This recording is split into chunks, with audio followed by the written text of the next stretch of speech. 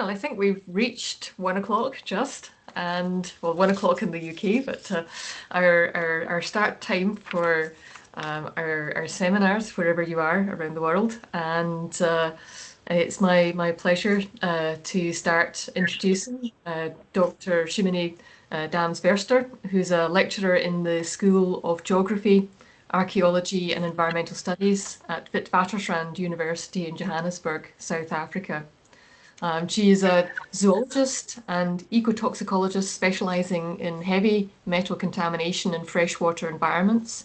Her work is focused on aquatic health in South African water bodies, and she has a number of recent publications in journals such as Eco-toxicology, Climate Dynamics, Environmental Science and Pollution Research, among others.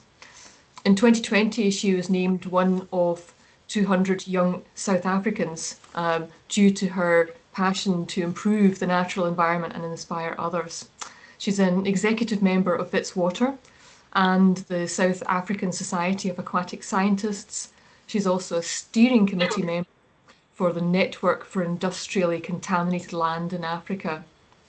I'm very much looking forward to the talk today on artificial mussel technology for monitoring heavy metals in freshwater systems. Thank you so much, Margaret.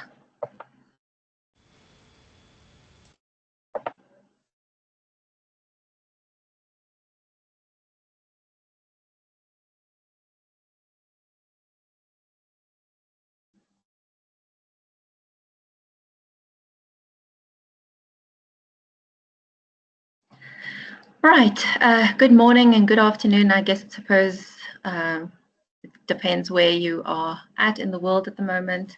Here in South Africa, it is 3 p.m. and about 33 degrees Celsius and very sunny. So yes, greetings to everyone. Thank you for taking the time to join us today for this presentation. So as Margaret said, the presentation is on artificial mussel technology for monitoring heavy metals in freshwater systems. And this is work that I have been involved with since about 2014. And it's a topic that is very close to my heart.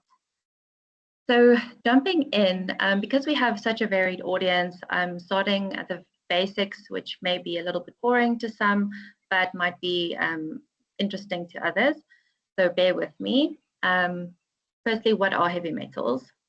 Heavy metals are elements with relatively high atomic weights and densities greater than 5 grams per cubic centimeters.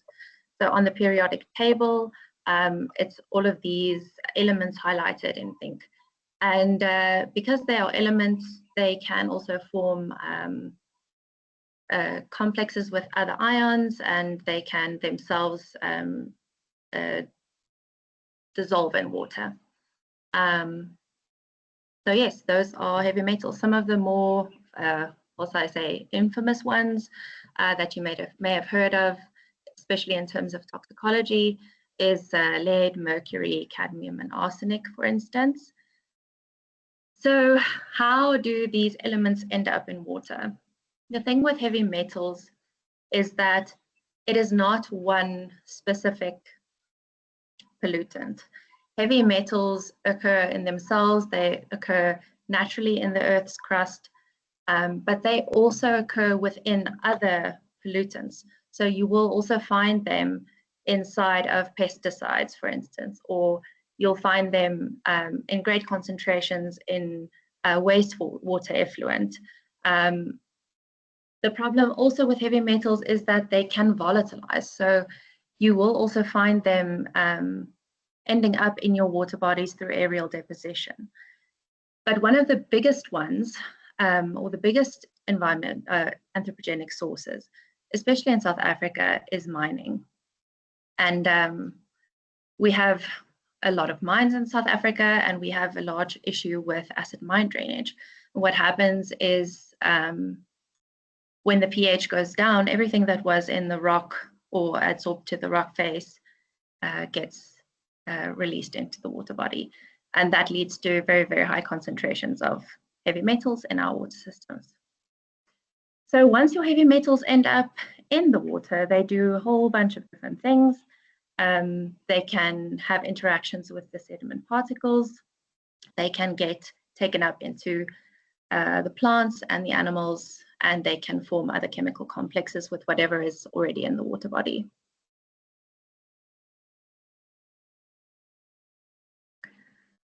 So some of the natural sources of heavy metals include volcanic eruptions.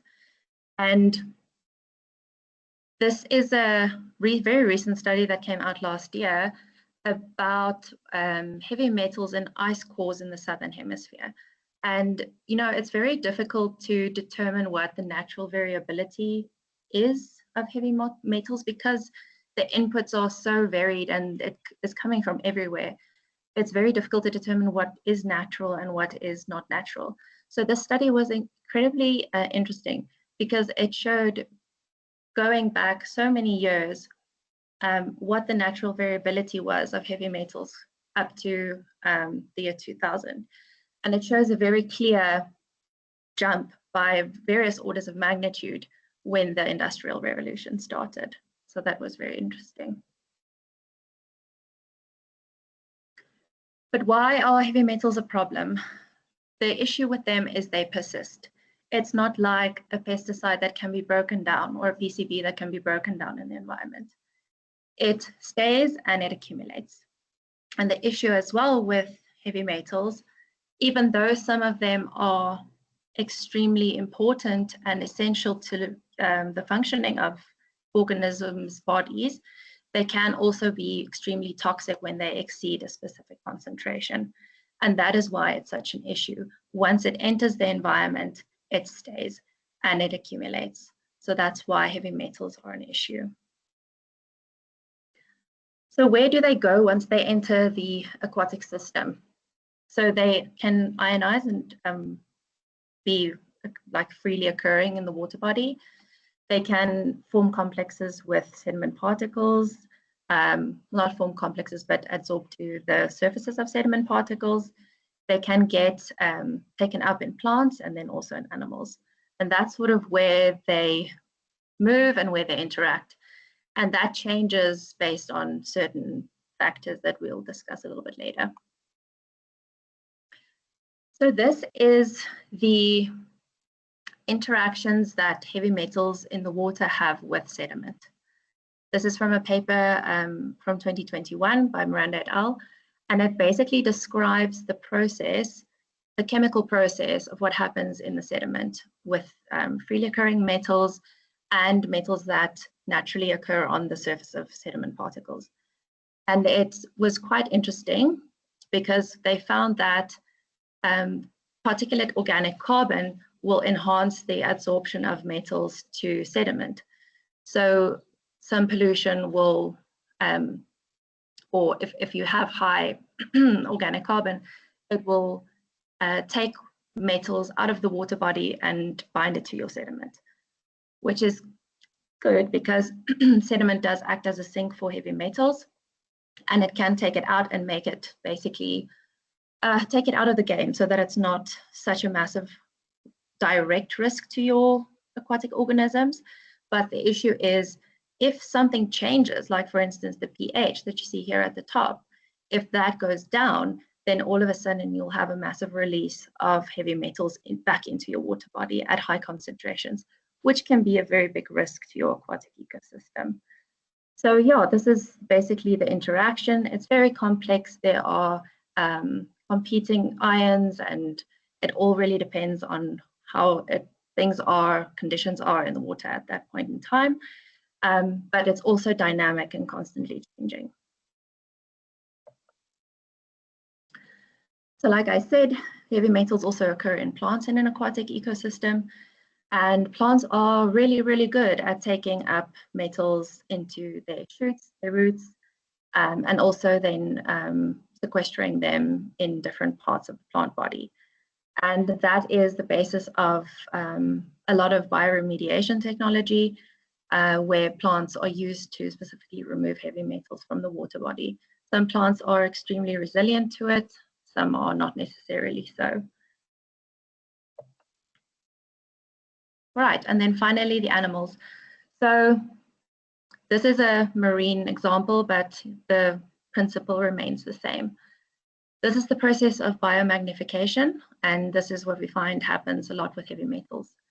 So at the very top, you'll see unicellular organisms or phytoplankton, which live in the water body. And as they live in the water body, they accumulate heavy metals from that water body.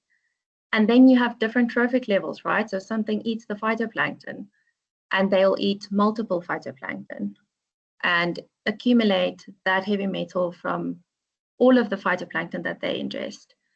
And then in turn, something of a higher trophic level will come along, while also accumulating their own heavy metals from the water body. They will also be taking in the metals from everything that they are eating. And as you go up in trophic levels, or in this case down, you'll find that those concentrations of heavy metals in your organisms go up exponentially. And if you take into account that organisms of the higher trophic levels also live longer and consume longer and consume more, that really does make sense that they will have so much higher accumulation in their tissues. So when we're looking at the effects of heavy metals on biota, it really depends on what the endpoint of the research question or the endpoint of the study is. But we assess the most blunt and severe one is mortality. We can also look at teratogenicity, which is basically where you have developmental defects that occur due to an exposure to a heavy metal or another substance. So we're going to talk a little bit about that. But before I go there, I just want to make this point. The dose makes the poison. Everything is toxic at a certain concentration, even water. So if a person of 75 kilograms goes and downs 6 liters of water all at once, it could be lethal, or 118 cups of coffee. So that is not a challenge. I'm just saying that the dose makes the poison.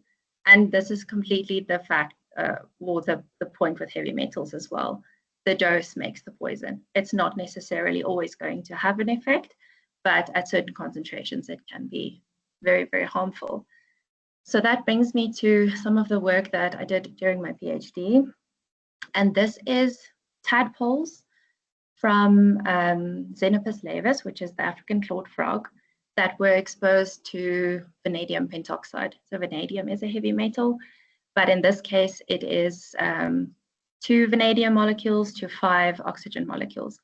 Vanadium pentoxide is freely soluble in water, and so we dissolved it at various concentrations, and we exposed the embryos of the frogs from conception for 5 days. And this was the result. So as you go up in concentration, you see increased effects. As you can see, like the 20 milligrams per liter tadpoles were extremely affected. They were blind, they were small, their guts were uncoiled, and they had axial malformations as well. But then when you go to the 40 milligrams per liter, you see that they look a little bit better. But also for the 40 milligrams per liter, those were the only ones that survived. Most of the other ones didn't really survive. And the thing with malformations like this is, even though, for instance, these 20 milligrams per liter guys survived, they were alive, they wouldn't necessarily survive in the wild because they're unable to feed, they're unable to swim. So yeah, it has effects further than just, are they malformed or not?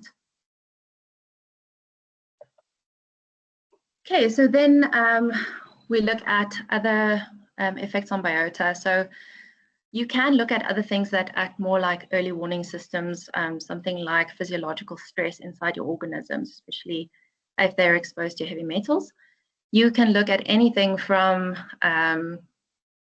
neuromuscular function to reactive oxygen species, and even the way that these organisms use energy in their bodies. So for instance, we also exposed adult frogs to vanadium pentoxide, and we found that it had a really big effect on the way that they use glucose in their bodies. And we found that vanadium actually has the same effect as insulin in these frogs. So you can look at basically a variety of things, just depending on what it is that you're wanting to monitor. So now on to monitoring. There are three main ways in which this is done. So firstly, you have physical-chemical monitoring, which is the quick and easy. You go in, you get your readings immediately, and it's cheap, and you go home, and that's it. But it doesn't give you the full picture of what you're looking at. It can give you an indication that further testing is necessary, but it doesn't necessarily tell you exactly what the problem is. Then you have chemical testing, which I think is like the second go-to if you are doing monitoring in an aquatic system. And the thing with chemical testing is it's quite expensive. So you use the first line of defense first, and if there's an indication, then you carry on to chemical testing afterwards. And this is for metals, normally done by inductively coupled plasma optical emission spectrometry or mass spectrometry. It's specialized equipment. Not everyone can do it, and not everybody has access to it. And then there's biomonitoring, which we're going to talk about more. Biomonitoring is fantastic because you don't necessarily have to kill an organism. You can go in, you can look at population level stuff, or you can look at individuals in that system. You can have an organism that you make your bioindicator, which will then give you an idea of the health of your entire ecosystem.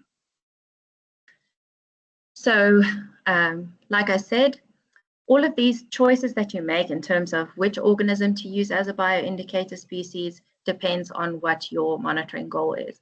What is it that you want to monitor in your environment? Is it a population-specific thing? Is it a individual thing, a species thing? Do you have an endangered species that is vulnerable, or are you just looking to get a general idea of the health of your river system? So all of these things will basically determine what you end up choosing to be your bioindicator species. So I want to talk about the Mussel Watch program a little bit. This was started in 1986 by the NOAA, and what they basically did was they set up this network of scientists with multiple stations around the coastline of the US and South America. And all of the data that they gathered on the mussel species Mytilus agilis was combined into a big database, which was freely available. And they basically used this information to monitor heavy metal pollution in the oceans. And then basically this thing carried on for many, many years, and it's great and it's fantastic. But with biomonitoring, you always have challenges. When it comes to animals, they never act the way you want them to. There's natural variability, and that makes it very, very difficult to pinpoint exactly what is causing the change to happen. Animals, if you have two mussels next to each other, they will have different physiologies, they will have different ages, they will have just different ways of coping. One may be better at coping with metal contamination and another not. So it will be very, very difficult to say for sure that some physiological alteration is natural or it's being caused by pollution. So that makes it very, very difficult when you're using biomonitors or bioindicator species. Then it's also scale dependent. And by that, I mean, if you are using a high trophic level fish, for instance, as your bioindicator species, you miss a lot of the detail. For instance, you could be having severe effects in your macroinvertebrates that you're not picking up because it's only monitoring at that specific scale. So it then also can cause a gross oversimplification of a complex system because you are only looking at one piece of a very big and complex puzzle and making deductions from the data that you're gathering from that one organism or type of organism. And then the last thing with biomonitoring, which is a bit of a disadvantage, is ethical considerations. When you do biomonitoring, especially if you're looking at heavy metal bioaccumulation or biomarkers, physiological change, you are going to have to sacrifice animals to do those studies. And yes, you may argue that it is necessary to actually know what's going on, but if there is another way of doing this, then that's something to explore and thus enter the artificial muscle. Sorry.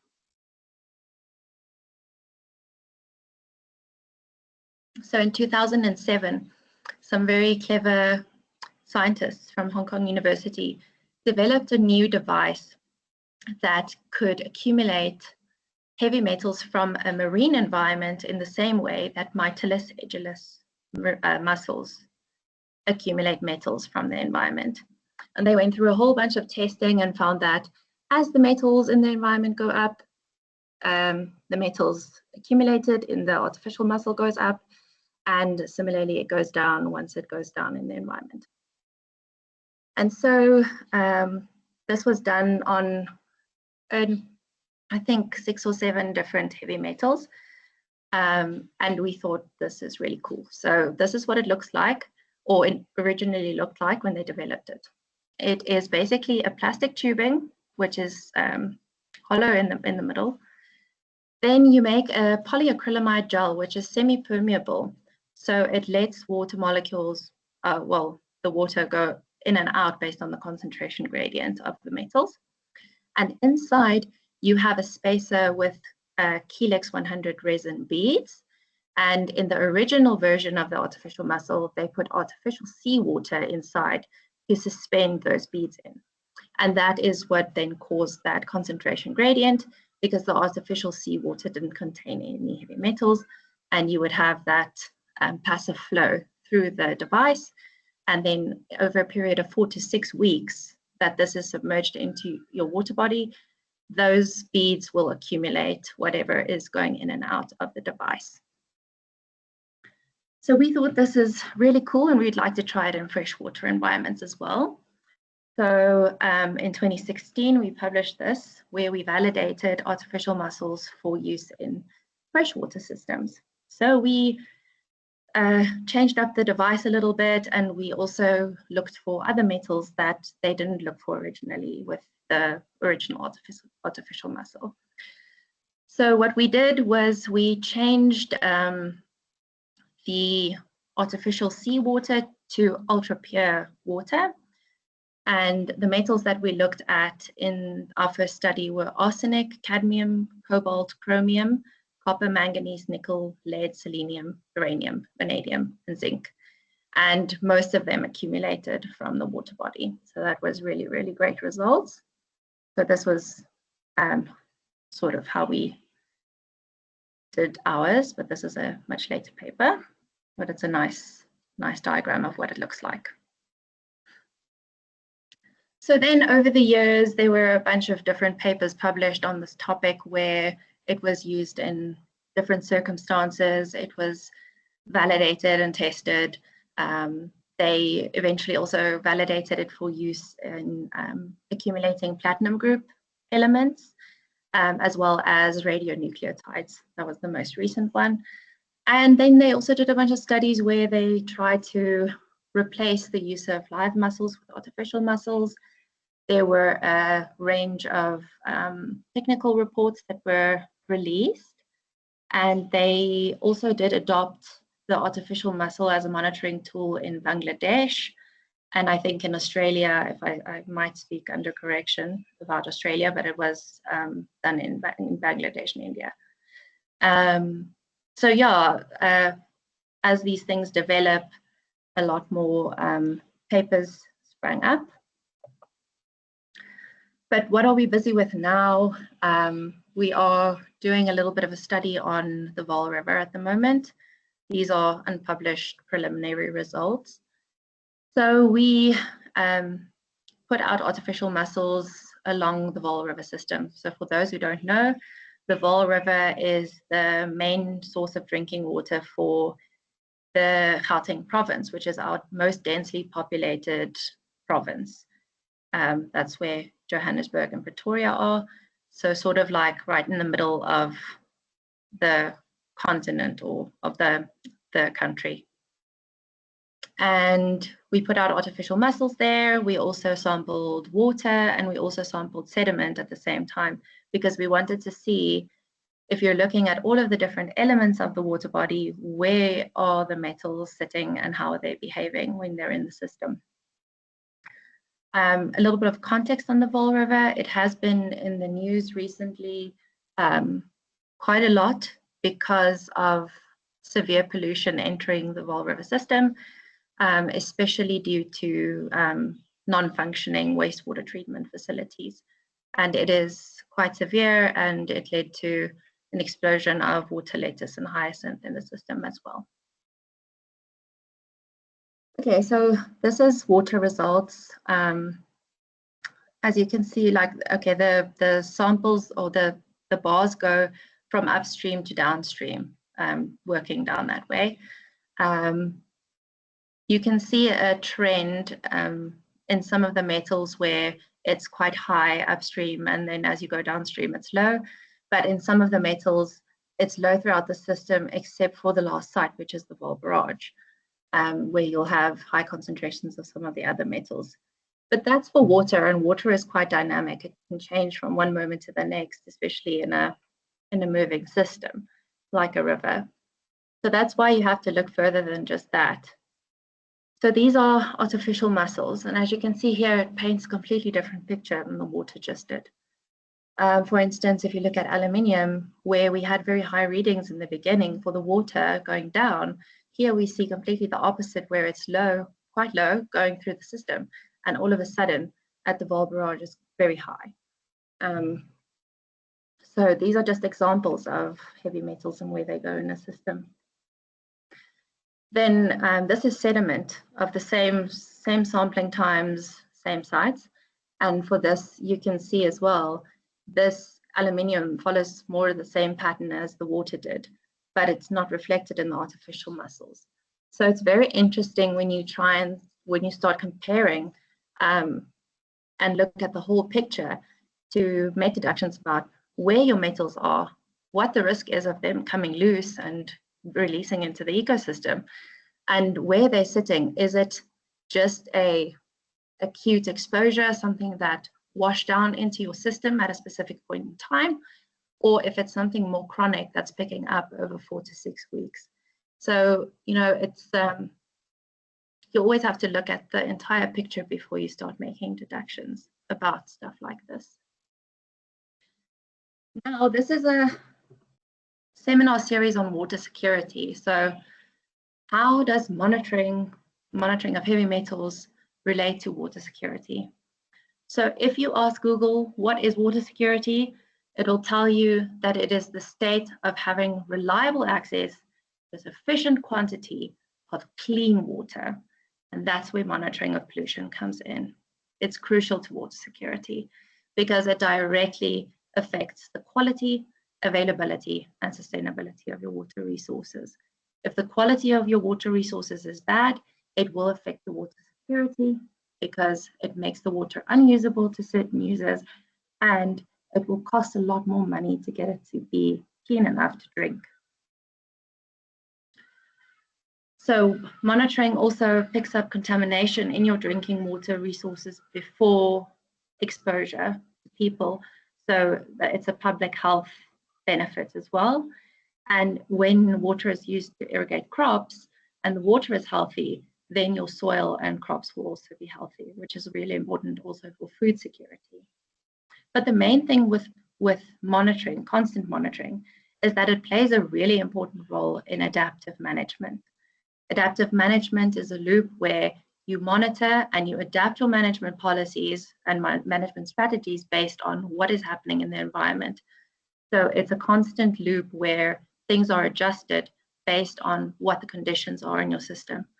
And this is really important because you can't be managing something if you don't know what you're managing. It's really, really important to understand the conditions in your system if you're going to be effectively managing that resource. So essentially, at the end of the day, the data from management or from monitoring programs ends up informing policy and regulations that end up controlling the water resource sustainably. And that's how this whole picture comes together in the end. All right, that's enough from me. Thank you very much.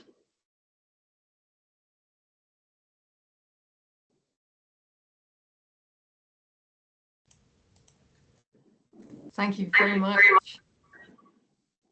That was excellent.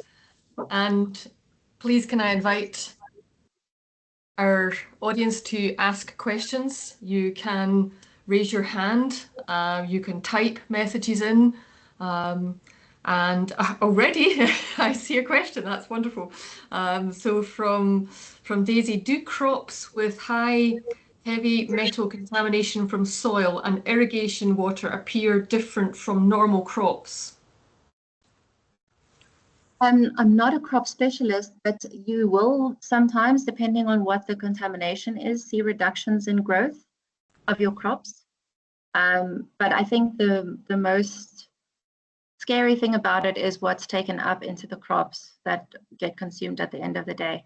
But you will see some changes. Just depends on what the contaminant is. I also see a hand up, Sarah. Hi there. Fantastic talk. Thank you. It's really interesting. I was just wondering, so do you monitor the water conditions when you put in the artificial mussels? Because does the pH and organics influence how much is accumulated in them and also released from the sediment? Yeah, definitely. So we do all the physical chemical readings and things as well throughout, so that we can make deductions about the conditions and how it could possibly be affecting what's being taken up or being released. A while ago, while I was still busy with my master's, we did a study also using artificial mussels and looking at the sediment and everything. And there was a spill of sulfuric acid into the river system. And you could see, we were lucky enough to go and sample straight after the spill occurred. And it was fantastic because you could see in each one of those media how the heavy metals just responded to that inflow and that reduction of pH. So yeah, no, it's so important. You have to always monitor those things because it makes a huge difference. Thank you. And we have another question in the chat. So how long will these artificial mussels be deployed for? Oh, thanks. Okay, so it's normally between 4 to 6 weeks that they reach their equilibrium. Yeah. And then you just really hope that they're still there when you go and fetch them, because that's a really big challenge for us with artificial mussels. We have people removing them, out of curiosity, or children messing with them. So it's a big problem. We have similar in Edinburgh when we do passive samplers for atmospheric monitoring. Quite often there's very few left by the time we go back to collect them, and we're sure it's just curiosity that people want to remove them. And is there any difference between how you would, you said you were working in a river versus a lake system? Does that make any difference to how long you would deploy them? No, it doesn't make a difference to how long. And I think you said that you use pure, ultra pure water. Yeah. Inside the devices. Is you haven't considered using a simulated freshwater? Does that matter? That's not an area that I'm with. We're trying to limit the number of competing ions so that there isn't really much effect from the media that we are putting in, so that it's all just based on what's happening in the system. We don't want to be putting anything in that could be influencing that. Mm-hmm. Yeah. Yep, so the ultra pure water is the best choice. Yeah. Thank you very much. Do we have more questions? I can't see any more hands raised. I wanted to ask you, well, maybe sticking to the water mussels and sediment system, have you done any extraction work on the sediments themselves? You mentioned there's influence of sulfuric acid release, but have you done any laboratory work to look at any release from the sediment? So we did a little bit of sediment in this fall study that we're busy with now, but it was just the full extraction. I have done some, the sequential extraction process before, but we haven't done it this time on the sediment now. Mm-hmm. Yeah. To see the various fractions and things, but it will be very interesting. Yeah. Yeah, to see if that gives you a good match with what you're observing for the artificial mussels. That could be quite interesting. And I'll just maybe ask a few more of my questions and give people time to type in things. So, and this is really just out of interest for me. Going back to your PhD work, so you were looking at vanadium and vanadium pentoxide. What were the reasons for choosing vanadium as your key element? So it was just around about the time that I was finishing up my master's. We were having an alumni evening with some of the previous students that had, gone into consulting jobs. And some of the discussion that evening was around the consultants finding a lot of vanadium in the freshwater systems, especially downstream from the mining sites. And it was specifically coal mining sites. And, I was like, oh, I wonder what that does. And we couldn't really find much in terms of effect after about 1980 something. And it was almost as if the research was ongoing to a certain point and then stopped, and everybody forgot that vanadium was a heavy metal and carried on with their lives. So yeah, this was one of the first studies going back and being like, hey, we don't really know what this does, especially not in a South African context. So that was sort of why we went there. Yes, and I think we've had similar where we had an aluminium plant in Scotland, and it was very exciting for a while to study vanadium, and then it all stopped. And then more recently, we started looking at vanadium in a freshwater lake system, and it was very interesting, but we didn't quite get as far as studying on the aquatic organisms. But so you were studying frogs. Was that because they were the main species that you found in the area, or was there any specific reason for that choice? So these frogs are actually a category 1B invasive in South Africa. So we had special permitting and things to use them. They are extremely hardy species, and they do occur sort of all over. But the thing with them is that they're fully aquatic. They don't have a terrestrial section of their life cycle.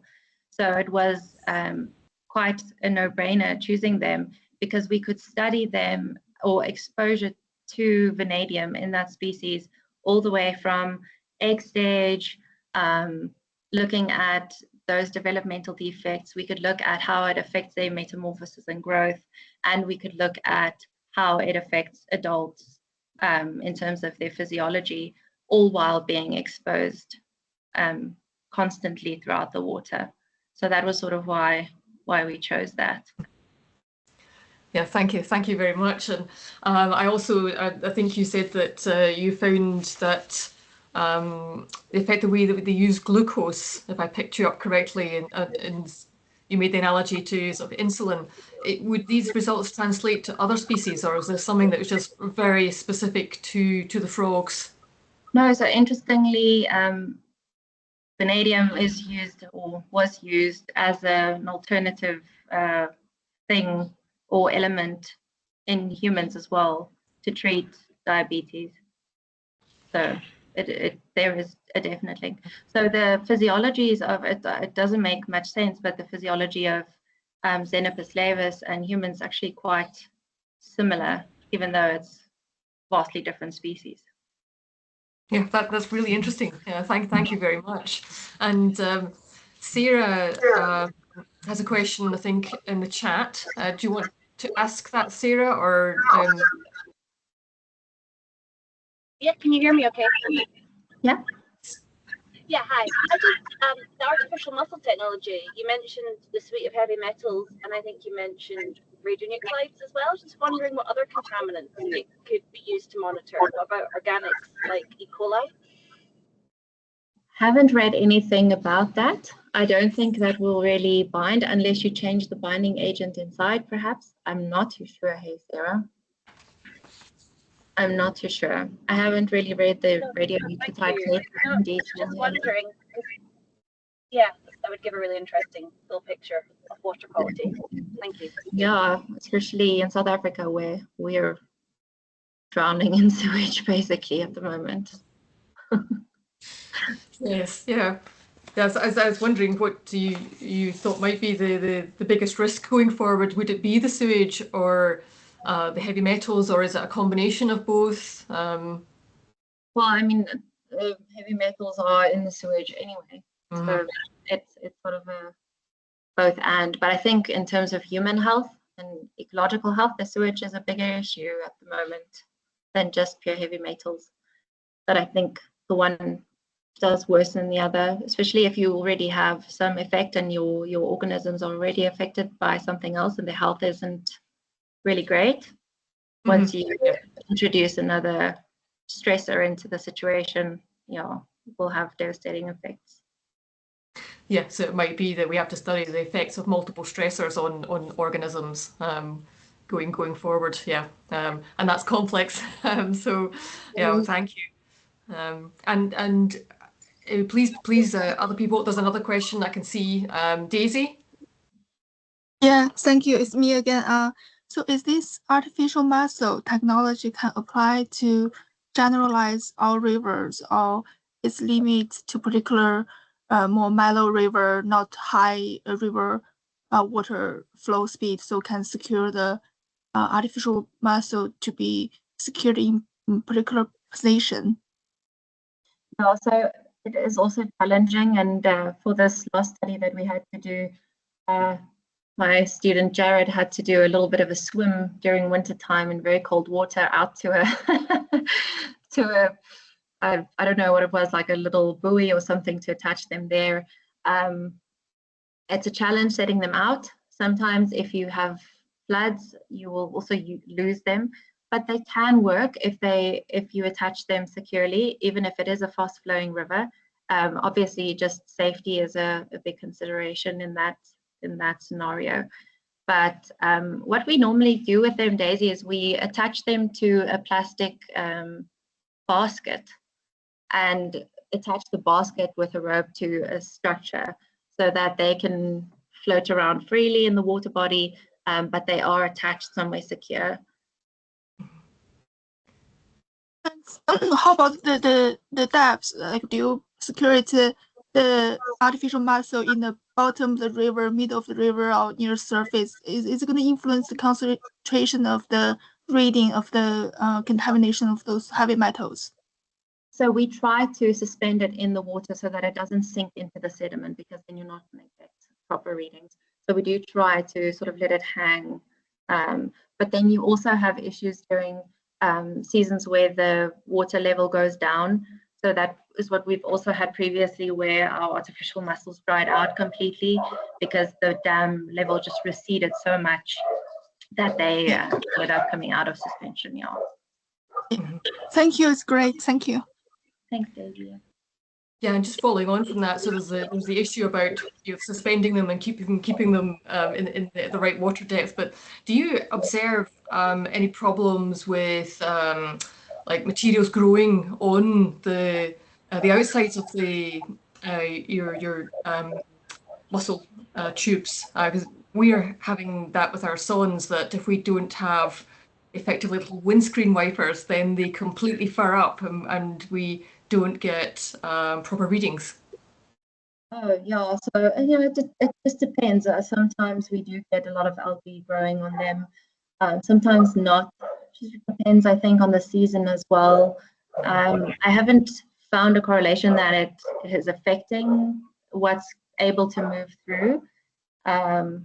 Maybe because it has two points of entry. So if it's perhaps in a way that there's something blocked one way, you can still have entry from the other side. I don't know, Yeah. but it's definitely something to consider. Yeah.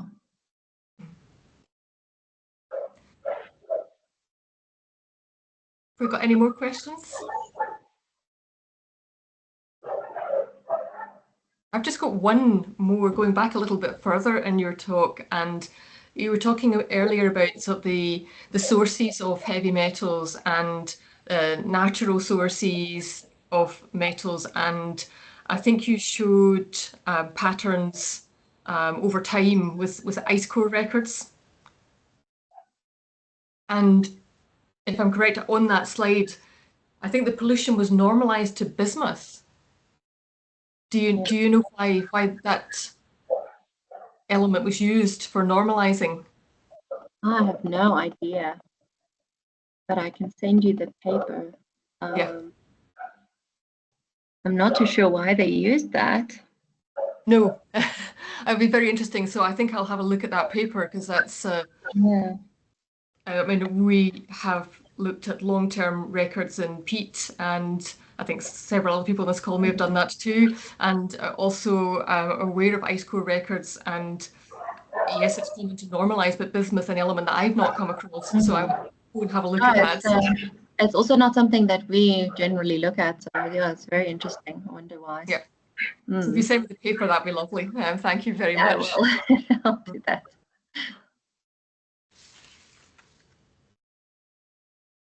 Okay. Well, I think that's been an excellent discussion, and yeah, really, really interesting presentation. So thank you very much, Simone.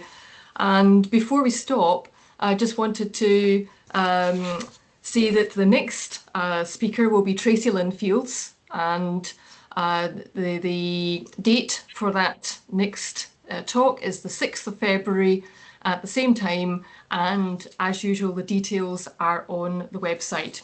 So thank you very much for joining us today. Thanks for the questions, and I look forward to seeing you on the 6th of February. So bye for now. Thanks, everyone.